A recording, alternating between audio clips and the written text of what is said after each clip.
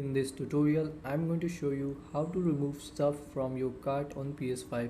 So make sure to watch till the end so you do not miss any important steps. And if you are looking for discounts on PS5 games and accessories, you can check out the links in the description below.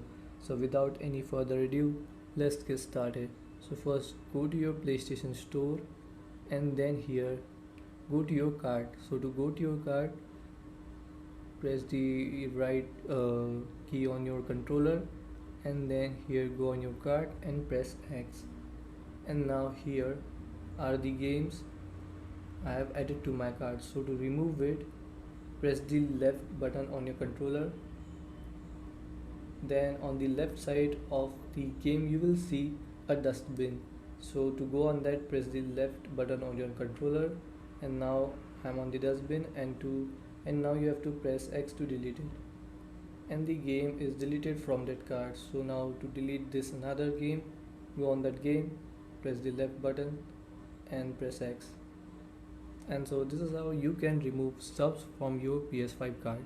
Thanks for watching.